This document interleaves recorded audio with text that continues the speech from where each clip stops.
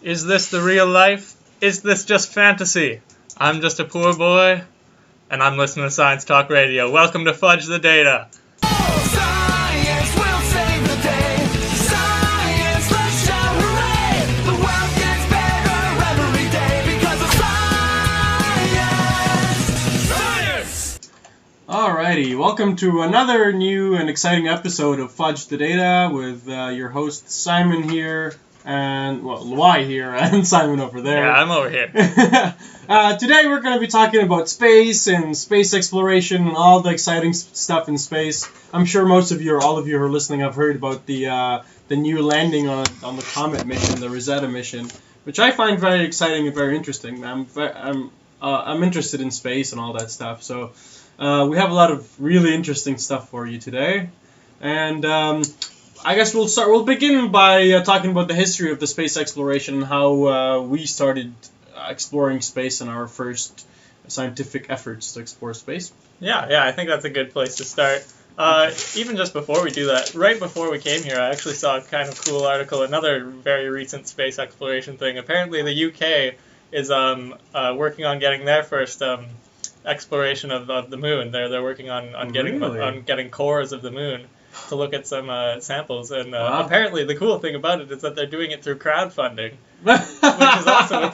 With the global community these days, crowdfunding is becoming quite an important part of science. That's crazy. Are they going to be sending manned missions to the moon, or I'm not sure if it's like a bot or something, or if it's a human. But I think that's really cool. I just think it's amazing that we can do that through crowdfunding now. Yeah, the Queen will be chipping in some money, I hope. Yeah, I'm sure she will. Yeah. But anyway, to get back onto our scheduled programming, we're going to talk about the history. Well, sort of history, but the main space exploration organization that kind of everybody knows about is, of course, NASA. And NASA stands for the National Aeronautics and Space Administration. If you didn't know that, now you do. Congrats. It was established in 1958 by President Eisenhower. And something cool about NASA is that it was established as something that was distinctly civilian. It was supposed to be separated from the military, and basically for a scientific endeavor. But of course, that kind of got a little skewed with the advent of the Cold War and all that kind of thing. But even as a civilian, mainly civilian-operated thing, a lot of the technology came from naval and through Army technologies, through rocket technology and things like that. But it still was mainly civilian, which I think is pretty cool. In 2010, I believe, they established some new goals. NASA's main goals are basically to extend and sustain human activities across the solar system, to expand scientific understanding of the Earth and of the universe, to create innovative new space technologies, to advance aeronautics research, to enable programs and institutional capabilities that are able to conduct aeronautic and space activities, and also to be able to share NASA with the public through educators, through students, and provide opportunities to participate in NASA's activities, which it's a pretty noble goal. Mm-hmm. So those are the recent goals of NASA, and that's one of the main space exploration organizations, although it's kind of gone downhill recently with funding cuts. All the funding, yeah. Yeah, it's a major problem with a lot of space exploration these days. The Russians are taking over again. Yeah, and apparently the UK. Or the UK. Yeah, we'll see. Some of the cool... I just thought this was funny to bring in some of the animals that have been sent into space. A lot of them were, pre-human when people were trying to figure out how to get spaceflight in action. Yeah. They sent other animals or other organisms out. So on an earlier show, I had used as a trivia question what the first animal in space was, and it was a fruit fly, which is kind of a funny thing to send up. So the first thing that was ever sent up in 1947 was fruit flies, and they actually came back alive. They recovered them. After that, they sent some moths up. They probably took over space, those fruit flies. Oh, they probably did, yeah. Fruit flies everywhere. After the fruit flies, they sent moths. And then in 1949, they sent a rhesus monkey. Mm-hmm. And then a mouse in 50. They sent some dogs in 51, and dogs have been used throughout ever since then quite consistently. In 58, they sent a squirrel monkey. In 59, they sent a rabbit. 59, also they sent frogs. In 61, they sent the first chimp. Also in 61, they sent a guinea pig and a rat. In 63, they sent the first cat. In 68, they sent a tortoise. I don't know why. in 70, bullfrogs, and in 72 they sent a nematode. Nematode. For all things. Okay. But yeah, so I mean, some of those are past when humans went in, but I just think they're kind of weird. I wonder what the fish would do in space. They've also sent fish. Yes, I didn't put that in because there was no date on it, but I don't know what they would do with the fish. Probably die. Oh, probably. Pretty much everything that was sent out died. I think there's like a 90% mortality rate of animals that went out. Which is a bit sad. Yeah, but hey, it's in the name of science. Yeah. The first human being that was sent into space was a guy named Yuri Gagarin. He was a Russian cosmonaut, and he was sent up in 1961 in a Vostok spacecraft. Yeah. Yeah, so he was the first Is one. he the guy who had pee problems? Where he wanted to, there was a delay for 5 hours in the mission, and he really needed to pee. And they were like, "Wait a minute, we didn't think about that." It was was it a short mission? Was it like a 15 to 20 minute flight? Yeah, it was just into the Earth's orbit. So yeah, so it was a short flight, but they didn't think about the guy having to pee. So the mission was delayed for 5 hours on Earth. Oh, no. And he was like, they went through all these procedures about what would happen if he peed in his suit, and they were like, "No, we'll just take you out. You can pee, and we'll put you back in." And that's when the first space toilet was getting to being invented. Man, crazy. That crazy Yuri. So then the main mission that everybody knows about is Apollo 11. Yeah. And this is the first man on the moon. And Apollo 11 was in 1969. And the Apollo program was basically the United States' attempt to explore space and to get a man on the moon was their main. Their main claim to fame is a good way to put it. Mm-hmm. So Apollo 11 consisted of a crew of 3 men, Neil Armstrong, Buzz Aldrin, and Michael Collins. I don't know, Michael Collins doesn't seem to get much credit. Man, just because he didn't go on the moon exactly, doesn't... it's a bit sad. Yeah. So they were the first, but Neil Armstrong and Buzz Aldrin were the first men on the moon. Michael Collins was off in the command module. Orbiting. Doing all the work. Doing so much. Poor guy. I thought it would be cool because I had always, when you always see, like in movies or even in film of real space shuttle takeoffs, you see like the different sections break off and all that stuff. Right. So I thought it'd be cool to actually say what those are because I'd always wondered. That'd be cool. It's breaking. So yeah, I figured I'd use the Apollo 11 as a start point for that, and it's what I'm going to go through. So the Apollo 11 rocket was called the Saturn V. That's the type of rocket that was used. And when you think of rockets these days, it's kind of more there's like the orange like central tube, and then the flanked by white thing, and then there's like a cool space looking craft. Yeah. The Apollo 11 was actually a little less extravagant. It was very columnar. It was kind of just a tube. Yeah. It was just a rocket pretty much. So it consisted of 3 stages.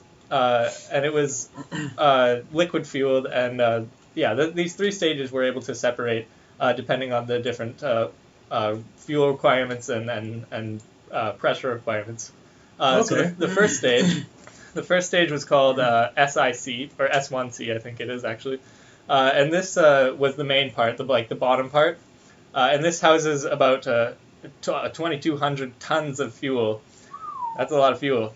And at the bottom, there's a central engine that's static. It doesn't move. It's just big and central. And then it's surrounded by 4 engines that are able to kind of twist a bit, so it's able to angle itself.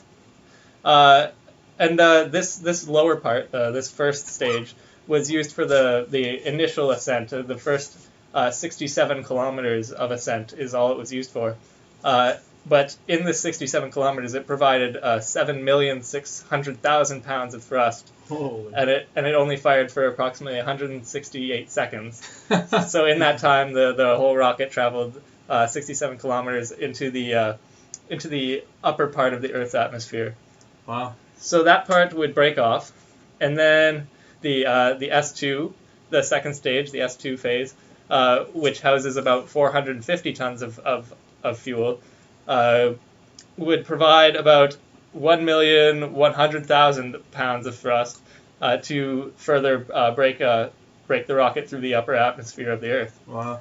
So once you're in the upper atmosphere, that part again breaks off and reveals the third stage, the S4B stage.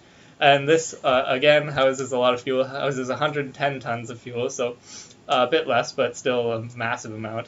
And this one had one engine. And this one is important because it was capable of restarting its engines. And I'll get into that a little later, or actually just right after this. And then right above this stage is kind of the tip of the rocket, which you can picture as just kind of a point. And that's where the command module and the lunar module are housed, where the actual astronauts were. So, the Apollo 11 mission was pretty cool in their plan and their execution of how they actually took off from the Earth and how they landed on the moon, and then came back to Earth again, alive and well and happy, because they had just done something groundbreaking. I mean, whatever. I just walked. Yeah, whatever. Who cares, really? But it's pretty cool how they actually got to the moon in this thing. So basically, those 3 stages that I just went through, those burn for about 11 minutes. And in that 11 minutes, the 3rd stage, along with the command and lunar module, are able to achieve orbit at about 190 kilometers away from the Earth. So they're orbiting the Earth at about 190 kilometers. And then, well, they orbit the Earth a couple times, just to make sure that everything's, okay, and everything's ready to go on to the next stages of their firing. So after they orbit the Earth a couple times and check everything out, the S4B stage reignites its engines when it's kind of directed towards the moon. So it uses the Earth's orbit to direct itself and then reignites itself. So then once it's got a trajectory towards the moon, the stage separates again, and then only the command module and lunar module are left. So, well, actually, it's not that simple, because the lunar module is, of course, the lunar module is actually held within that stage, so it separates, and then the command module kind of docks with the lunar module that was still in that stage, and then those two release and then carry on their way, and then the 3rd stage is left to just wander around space. As there's lots of there seems to be lots of garbage that goes on with space exploration. They just launch things and then all that stuff's just kind of floating around. Yeah, it'll float away, whatever. But yeah, so then the lunar module and the command module, they're off, and it takes about 2 to 3 days to get to the moon from Earth's atmosphere, or from Earth's orbit. Sorry. So what happens is that they actually pass behind the moon. So they go all the way behind the moon, about 110 kilometers, and then at this point they kind of catch the orbit of the moon. So they go past the moon and kind of swing. Yeah, and they kind of swing into the orbit. So then they're able to stay in that orbit. 2 crew members, the Neil Armstrong, Buzz Aldrin in this case, they enter the lunar module, and then one guy stays behind in the command module. Kind of. Oh well. No fame for him. But then these two separate. So the command module stays in orbit. The lunar module goes down. Engines fire up till about 15 kilometers, then it kind of slows down and touches down. And it has like those feet thing, whenever you see the lunar module, it's got like the 4-pronged feet. Yeah. So then they can go out.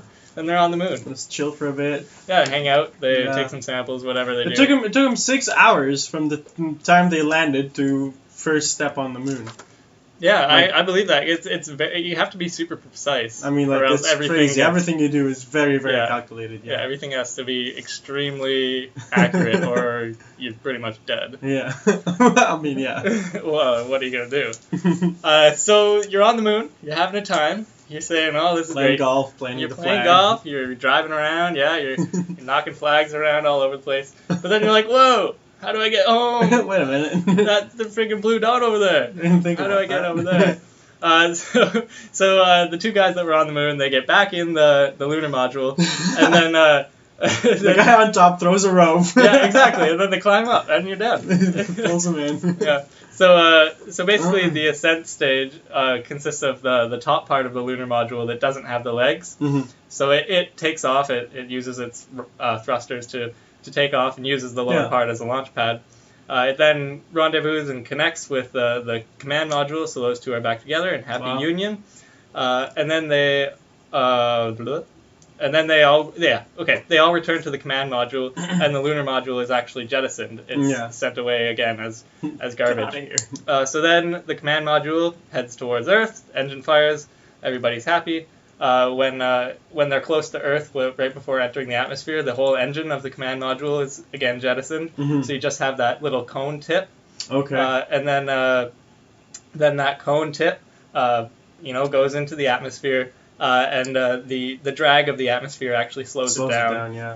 And also the speed at which it's going and the aerodynamic nature of how it's been built creates a lot of heat around it. Oh, it'd be a fireball, huh? Yeah, pretty much. It becomes a fireball, and it becomes a fireball of ionized air. Yeah. And this creates a temporal blackout. Yeah. So there's no communication available. Right. So it's a pretty dangerous time of re-entry into Earth, because you can't talk to anybody.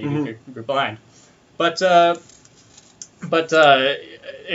parachutes will then be deployed. It kind of lands in the ocean is the target. Yeah. Yeah. So it lands in the ocean, then boats come and pick up the astronauts, and hey, successful space mission. We just made it to the moon and back. Champagne, yeah, I know. Champagne for all, yeah.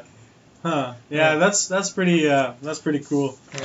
Yeah. I have one of my favorite quotes. I thought I'd bring it out because I know we were talking before. We didn't want to make this a Carl Sagan Cosmos episode, but this is one of my favorite quotes by Carl Sagan. Famous favorite quotes of all time. It goes.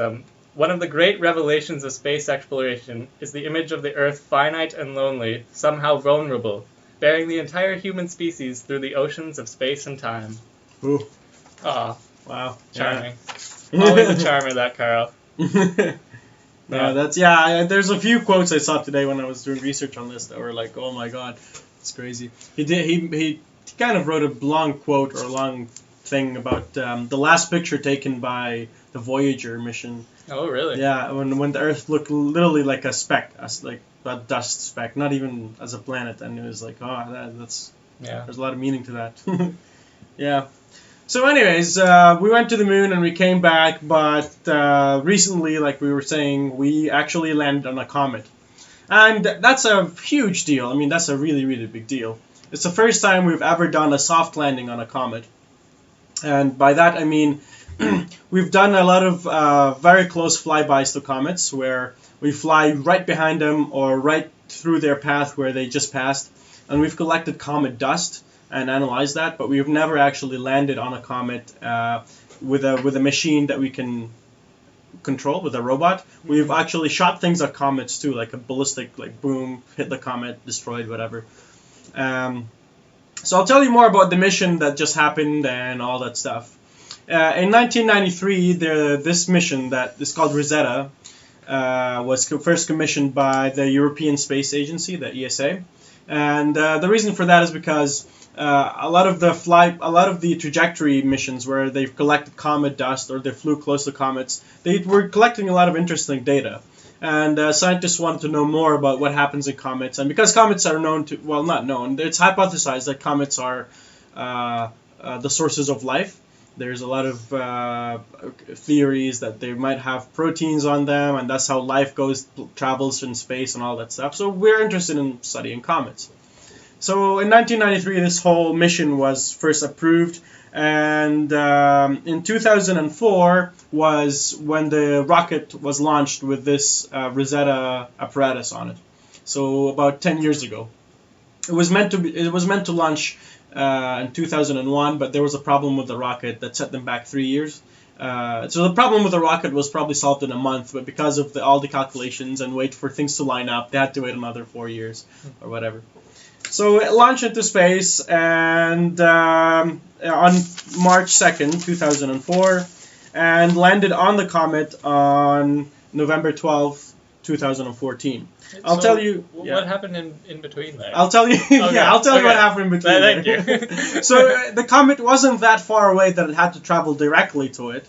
The comet is far, but there's a few things that happen in between. The first thing, in 2005, the comet did a flyby to near Earth to get a gravitational assist. Now, what happens when you fly these things into space? through far distances, you need to have certain speeds, you need to have a lot of fuel for them, and you need to have all that stuff. So you can't, because it's expensive, first of all, to have all that fuel, and because it's heavy and inefficient, you can't have all this fuel, and you need to reach speeds that you wouldn't typically reach with rocket propulsion. So you need to do all these flybys and gravity assists. I'll tell you more about that later, but let's keep that in mind. What happened is, in 2005, the Rosetta mission did a flyby by Earth, and I'll just call the flybys a slingshot. For instance, they did a slingshot by Earth to pick up momentum and pick up speed. And in February 2007, they did a flyby by Mars, where they took a lot of interesting pictures of Mars' surface. So they picked up some more speed, and they kind of fixed their trajectory a little bit. And then again in 2007, a few months after, they did a flyby by Earth, and that set them off on their trajectory and speed that they wanted. In 2007, when they did the flyby on Earth, it was so close that there was an astronomer that thought it was an asteroid and was like freaking out about it. It was all over the news, and he calculated the projection. He was like, it's going to hit Earth, blah, blah. And then another astronomer calculated his projection. He was like, no, it's going to go to this comet. And then it was all over the news, and then the space agency in Europe was like, yeah, that's our space shuttle. My bad, guy. Yeah, sorry, whoops. Yeah. Yeah, so it orbited this comet. The comet is called 67P. It's a long name, but I'll call it 67P now. It got there and orbited the comet for 17 months and then started this descent, a 3-month descent.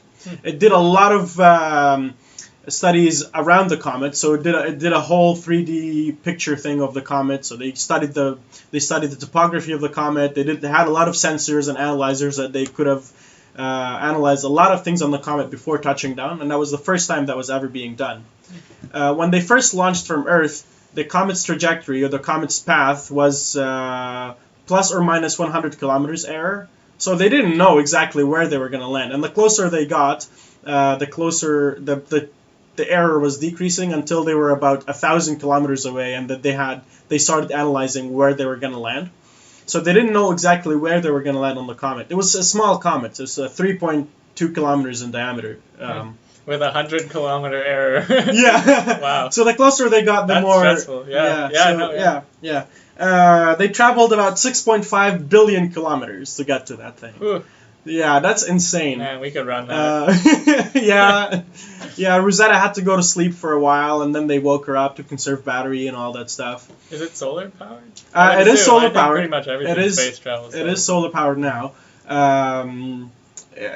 It will die eventually because it will get too close to the sun, and the comets, as you know, they're frozen masses of ice. So the comet is doing its circle, and when it gets closer to the sun, it will start to melt and become dust, and things will die over there.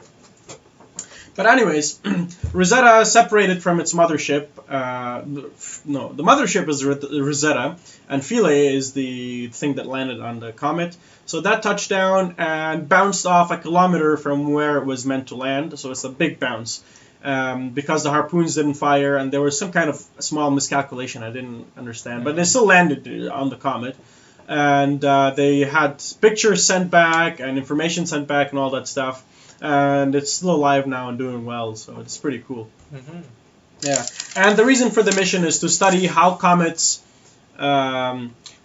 comet's life changes as it circles the sun. This comet is in specific, because the comets are ice, and then they become a ball dust, and they become ice and all that stuff. So how things change in comets, and to study the composition of the comet to see what it's made of and all that stuff.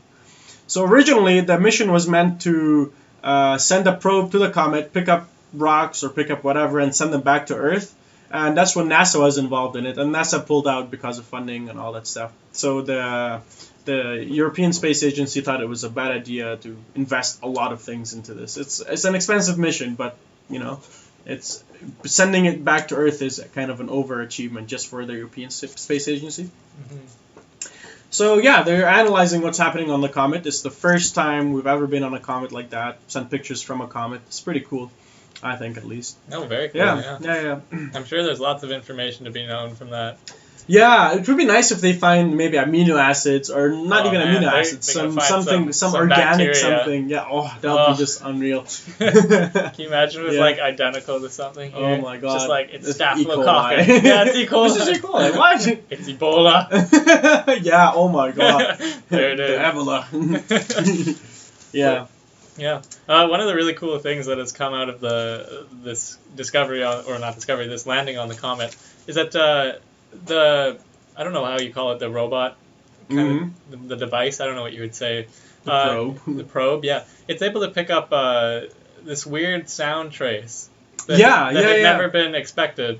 I don't even know why they would have microphones on it. Well, it's not a microphone. It's like it's like a plasma right? ion detector. Blah blah. Yeah, blah. and it's somehow picking up something that we would be able to audibly convert to something sound, we can hear, and yeah. to something that we can actually hear as sound. So we have the clip of what this comet sounds like. So we're gonna see if it works. Hopefully it does. Oh yeah, there it is.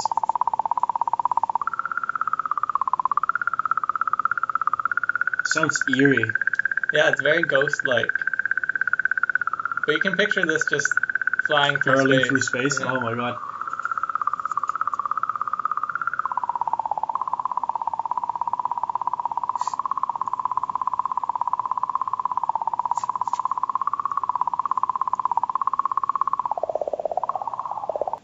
Yeah. Yeah, that's crazy. So that's traveling at a speed of 135,000 kilometers per hour. Mm-hmm. So we landed something on something that's traveling 135,000 kilometers per hour. That's a big deal. That's crazy. It's pretty wild.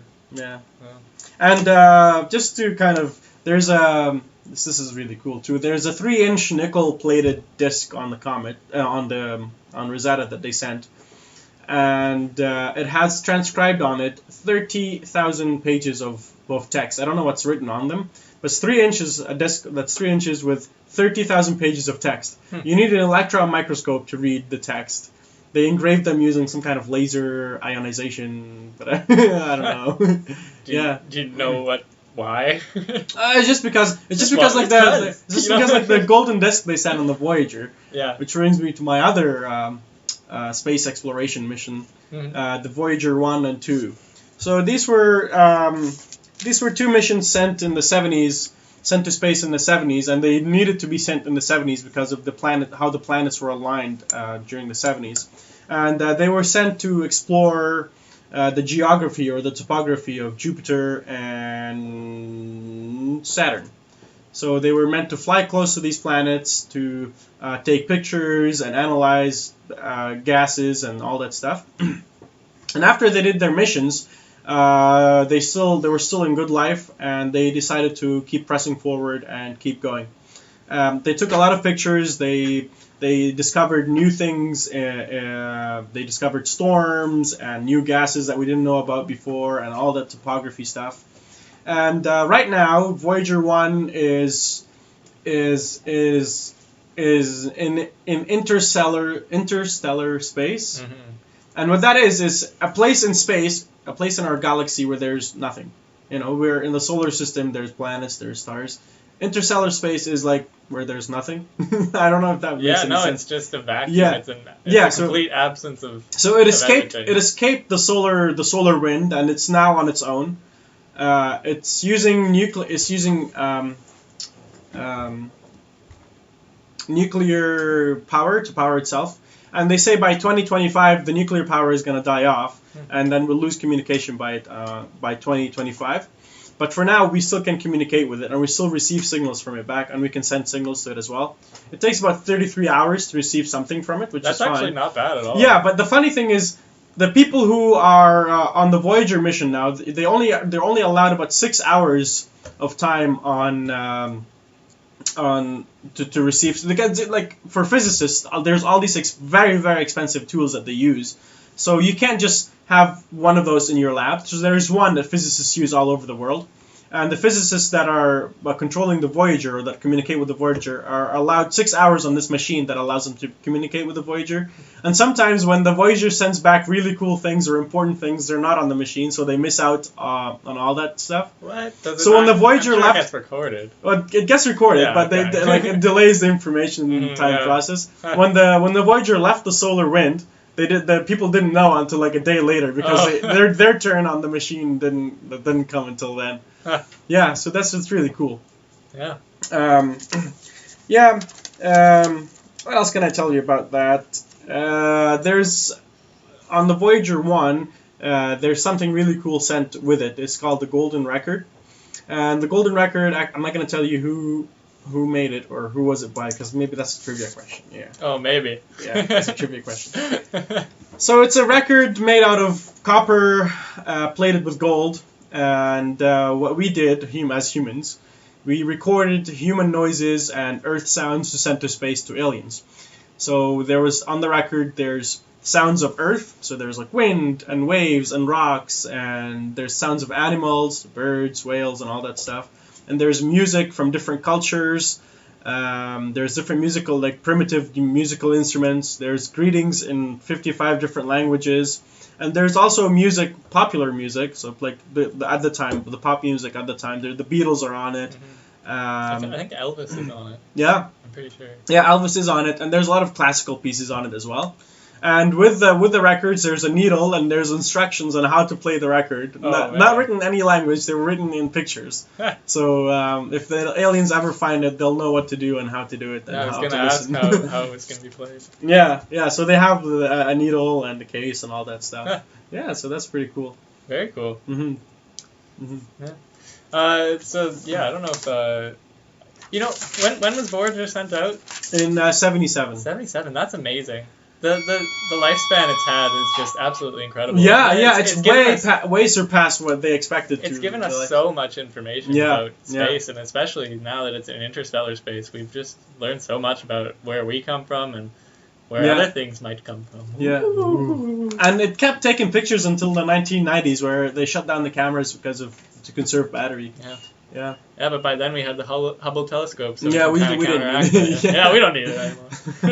But yeah, it's still out there. But one of the great space exploratory space programs out there nowadays is, of course, the space station, the International Space Station that's orbiting Earth constantly. Yeah. It's pretty incredible. It started in 2000, and it. Although it's incredible, it's also been the single most expensive thing ever built. They say at about $150 billion from governments all over the world. It's it's out there, and it's basically it's an artificial but habitable satellite orbiting Earth, in lower Earth orbit, and it's used mainly for experiments on biology, human biology, physics, astronomy, meteorology. Things like that, botany even. Stuff, yeah. I don't know if I said botany. All these things in space environment and in a microgravity environment. And microgravity is actually something that's really cool. I thought I'd bring it up because it's something that it's there on the space station. It's not.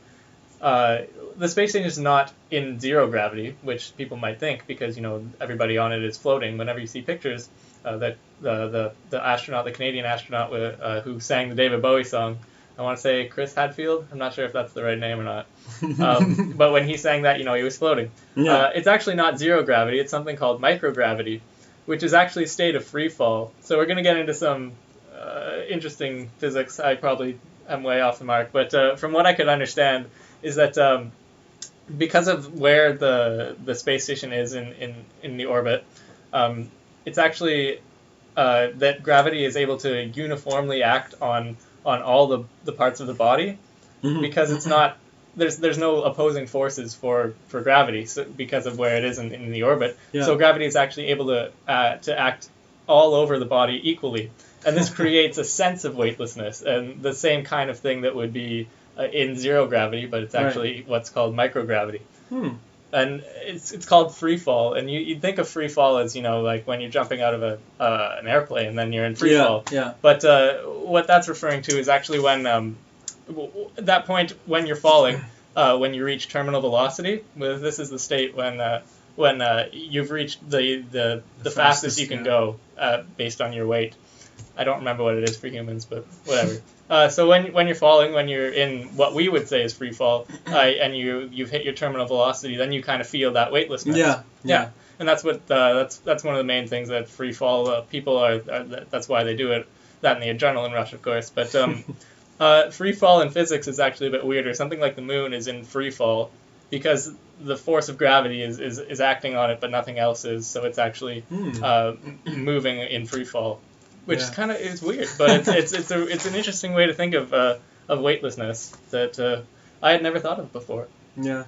But one of the main things on the space station that I thought I'd bring out, just because we're in good old Canada, everybody in Canada, I remember learning about this in elementary school, we're extremely proud of our contribution, which is called the Canada Arm, or just Canadarm.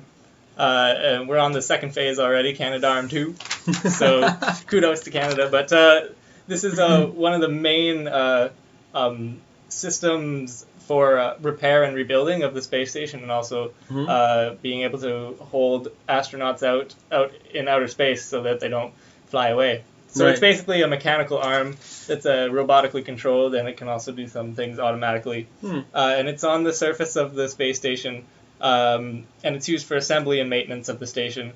It can help with docking. It can help move equipment around the space station. It can, again, hold astronauts in place so they don't fly away, like in Gravity, if you've seen that. I haven't seen it. It can also service instruments and payloads that are docked or that are just on the surface of the space station. Nice. So it's a very important piece of equipment that's on the space station, and it's one of the major contributions that we've had, along with crews of astronauts. Yeah. That's pretty cool. And there's still a few more things we're gonna add to the space station until it's. Oh yeah, that's the space station.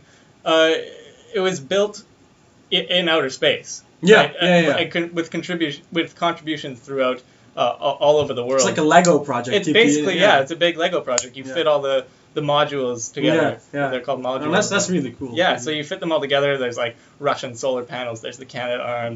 There's docks from everywhere. But it's always being added to, and that's again why it's extremely expensive, because not only has it been around since 2000, it's constantly growing and constantly needs repairs. So. Yeah, and I was reading earlier that the space station goes down towards Earth, like it goes down towards Earth by a certain distance every year, and every once in a while they have to give it a lift to kind of keep it back in orbit. Just push it. Or else it will land back in the sea or crash. They can move it around by actually docking ships, and then using those ships' engines to push it around. Yeah.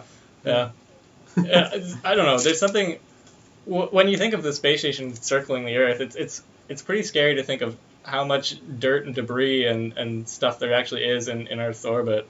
Yeah. There's so many old satellites, even something as minute as like a paint chip that's orbiting at such a tremendous speed. It can actually create a huge hazard for both the space station and the astronauts. Absolutely on board, or outside. Yeah. Back on the topic of space toilets, one of the of course one of the satellites that the Russians sent a while ago was experiencing like a 40% decrease loss in solar panel power, and after doing all these studies, they realized that the reason for all this decrease is the major reason because of this decrease is because of frozen urine particles flying at really high speeds in space. So in their orbit, when they had astronauts flying in the orbit, they used to eject the urine out, and it would freeze and stay in orbit. And the space station is traveling faster than the urine, so it just hit it on the way out, on the way back. So that's one of the reasons why we don't throw things out on the space station much anymore. So now when you look up at the night sky, you can think to yourself, there's frozen urine up there. Lots of it. Lots of it. Yeah, we take the garbage down to Earth, back to Earth. We're trying to. Yeah, but I mean, there's so much up there, like old satellites that aren't working anymore, old space junk, even natural satellites. Refrigerators. Yeah, and- there's people are checking their refrigerators up Yeah. there. Do you People know are there's- throwing bottled water. Yeah, there's a whole thing about shooting up nuclear waste into space. Have you heard about that? I have not. Yeah, so Hope that there's doesn't happen. one proposed idea to get rid of nuclear waste because it's so hard to get rid of is to put it on a rocket and launch it up into space and let the rocket go, and then it will just pick up some speed and it will get away. Well, there's a Futurama episode where there's a huge garbage problem on Earth, so they make a huge garbage ball and stick it on top of a rocket and send the rocket out into space. But then in the future, where it flies, there's like a belt to it. it's coming back to Earth. Yeah. And it's gonna land. It's gonna hit Earth and create this huge disaster. So their solution is to create a huge garbage ball and stick it on top of a rocket and shoot that into space and hit the other garbage ball until they both send off in the wrong direction. Wow. So that's physics for you. Physics 101. Yeah, that's a good episode. Yeah. Yeah, but so living on the space station comes with its own problems. As cool as it is, Many and problems, as many yeah. cool things you can do, there's a few problems that humans usually experience in living in space. And that's because we've evolved to live in a place where there's gravity. Mm-hmm. So when you live in space, the first thing that people usually notice is swelling in the face. Before you even get any muscular stuff, you start noticing that your body's kind of feeling weird. And that's because when you're on Earth, most of your blood pools down in your legs because that's how gravity works, and your heart works really hard to pump the blood from your legs back to your torso and your head. But when you're in space, there's nothing pulling the blood down to your legs, but the heart is preconditioned or evolved to keep pumping. So the heart is pumping blood really fast to your brain, to your head, and your torso. And what ends up happening is you have this swelling in your face because there's so much blood in your face. So your eyes start to bulge out and they become really swollen and red, and your neck becomes really wide, and you become veiny in the face. Yeah, and it's not only that the heart doesn't need to work as hard, which is obviously a big part, but another small piece of that is that because there's less pressure outside your body, Yeah. there's less pressure on your veins, on your arteries, on your whole blood system. So Yeah. it's able to flow a lot easier. So yeah, you end up kind of puffing up, as you Yeah. say. Yeah. That's pretty cool. And then the other thing you'll notice is you'll grow about 2 inches in space. You'll grow. Yeah, and that's because you're on Earth. The gravity pulls your vertebrae closer together. When you're on space, there's no pulling, so you will expand 2 inches. And a lot of astronauts experience back pain because of it. I bet. So you're about 2 inches taller and more wriggly. But when you come back on Earth, things will go back to Yeah, normal. it's gonna crash down on you. Yeah, yeah. And the other thing is muscle death or muscular atrophy, Mhm. and that's because of lack of exercise. Things are a lot lighter. You don't need to put as much energy and effort into moving things, so your muscles start to degrade over time. That's like if you've been in a coma for such a long time. And one of the ways to get rid of that or to avoid that is to exercise a lot. There's treadmills, there's bikes, there's a lot of resistance exercises you can do. Yeah.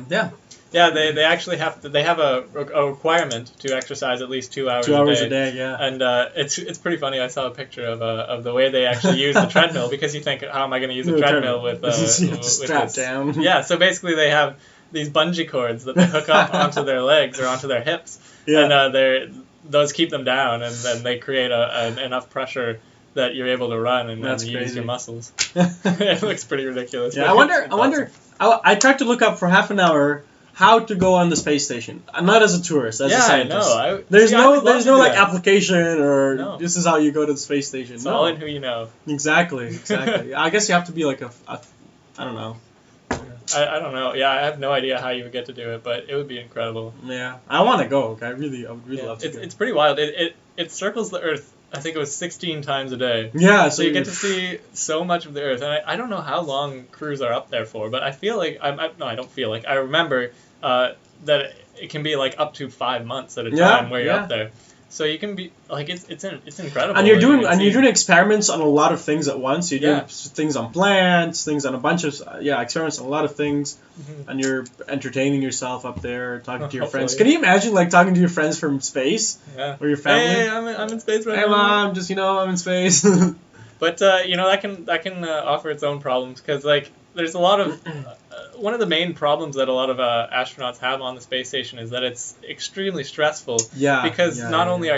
are you obviously off Earth, away from everybody Away you from know, family and other people. you're pretty much stuck with these crews of the vast majority of whom you don't know and whom Exactly. you don't and who don't speak the language you speak or have Right. other They cultural have their own barriers as well. interests and Yeah, their they're own doing their own culture. thing Yeah. on there.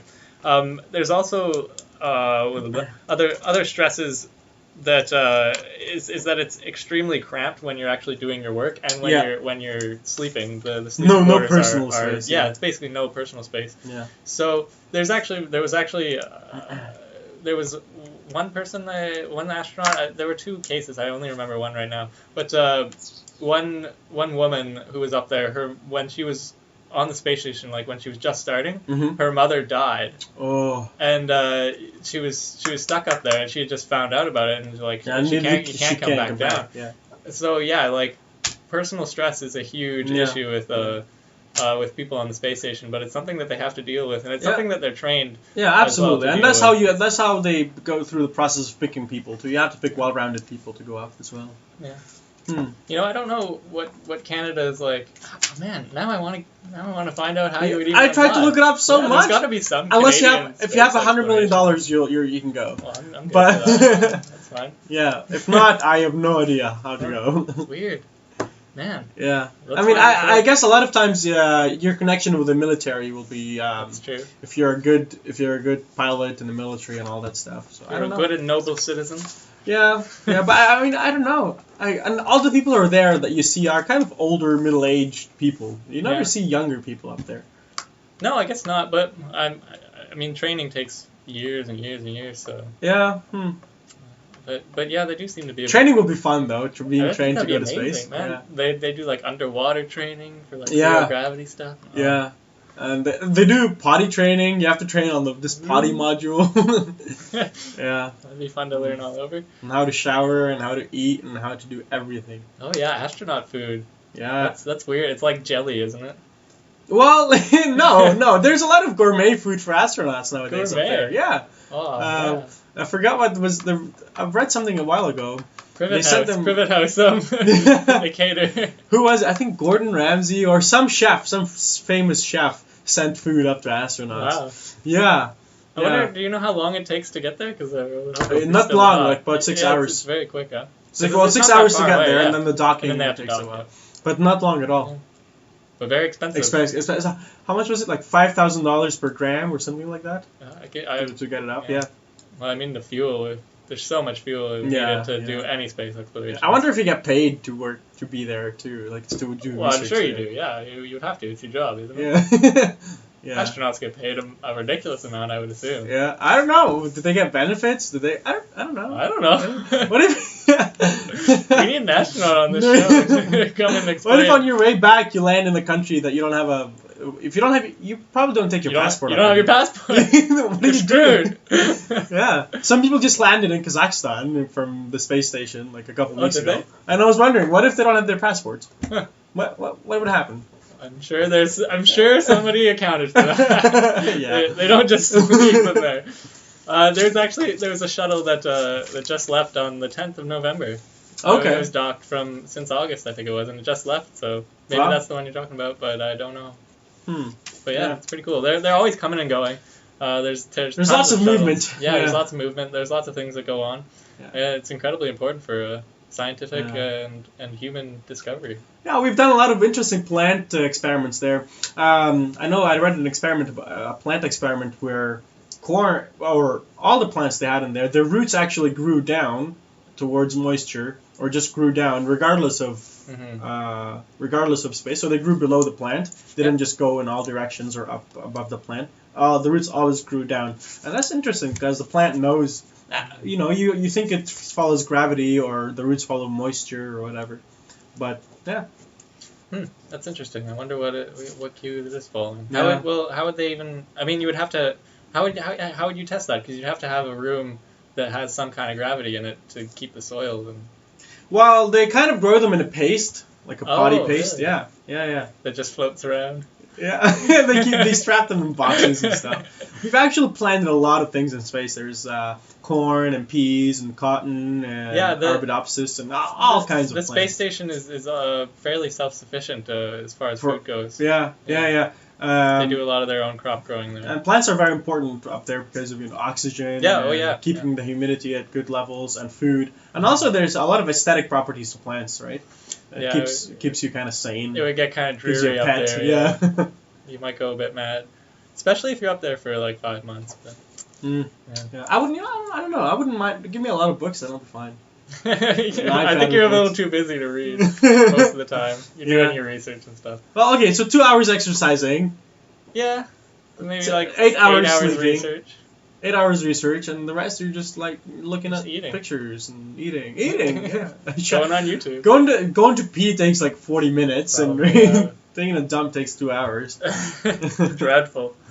So let's see. Is there anything else on the space station? I think we've pretty much exhausted our space station knowledge.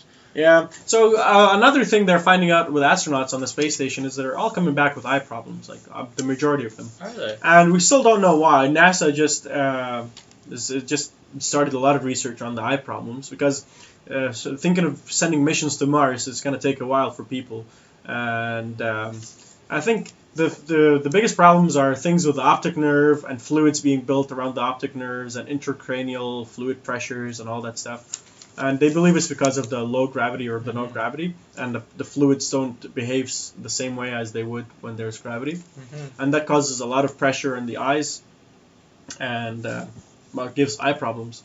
Interesting. It seems like whenever astronauts come back, there's a whole host of biological problems they have to deal with. But and they've also discovered that bacteria is more virulent in low gravity situations. Yeah, that's a little scary. Yeah, and they were like, oh my god, what if there's like a food poisoning up on the space station? It would be like a lot worse for astronauts. Yeah, there's a lot of microorganism problems they have to really monitor because there's like weird fungus and fungi and bacteria and things that can actually grow on the interior or exterior of the space station. They can actually eat through the pieces of the space station, then that could cause huge damage. Things like that. You really have to. It has to be a very sanitary condition. And when they're building the pieces and they're building things to send to space, they always build them in clean rooms. Oh, they have to.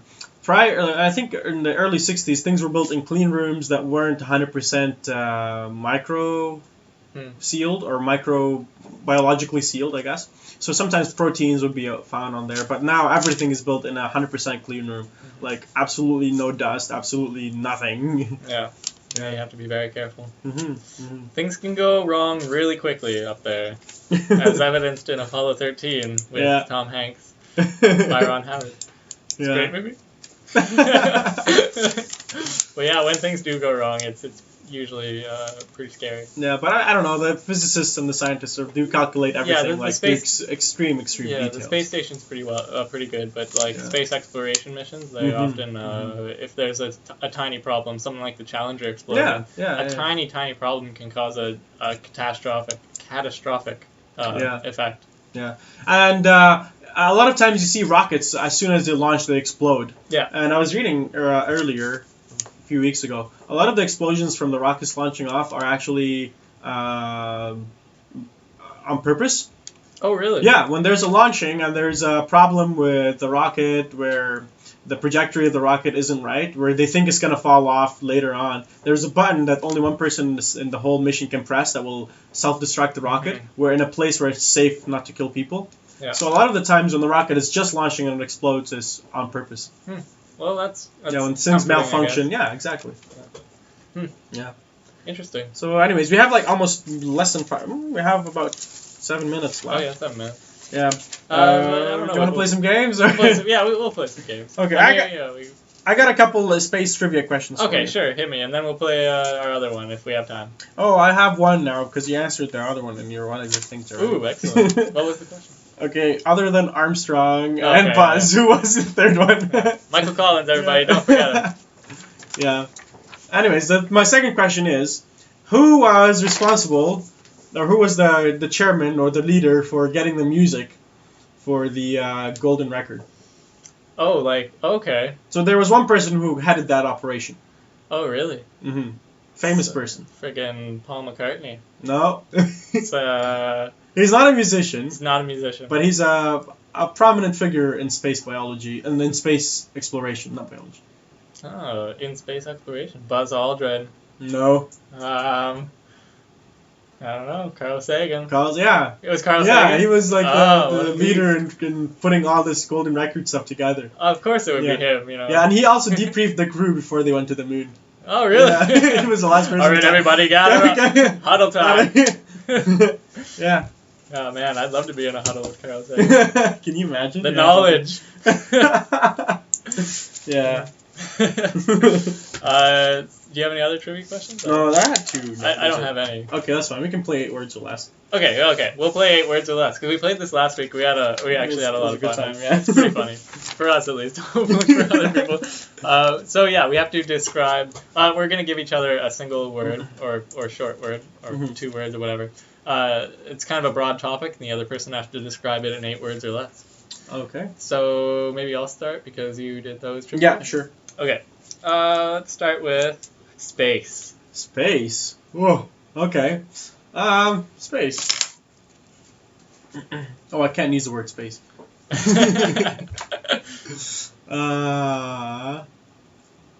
The thing that surrounds everything.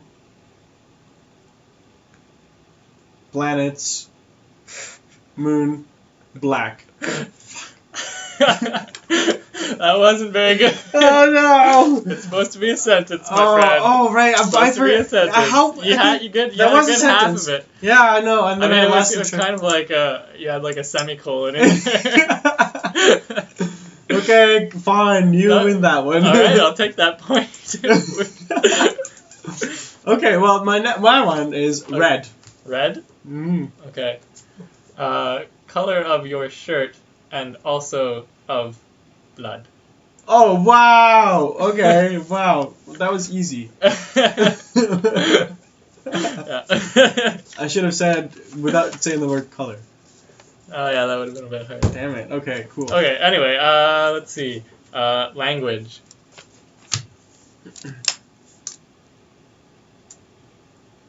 Something human beings use to communicate with people. Yay! That's a good one. All right, I like that. Yeah. That's very happy and hopeful. Okay, I'll go with car.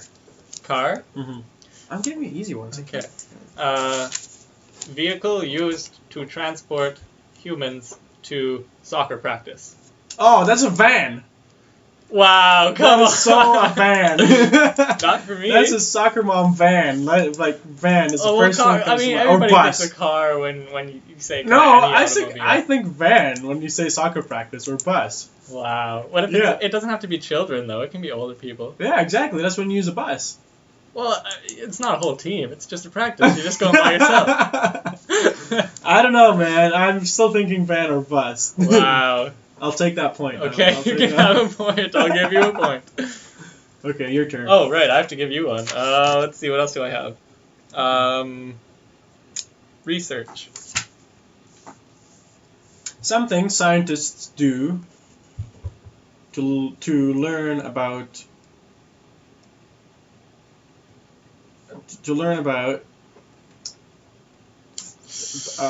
scientific things. Good enough. All right. I'm happy with that. Yeah. You want to give me one more and then we'll... Yeah, we'll do one more and we'll wrap it up. All right. I'll give you a hard one. All right. Fusion. Fusion. Yes. Two things coming together in a atomic way. Ooh, yeah, I like that. Yeah. All Yeah, right. okay, that's a well-deserved point there. All right, there we go. I think we're gonna call it a draw. So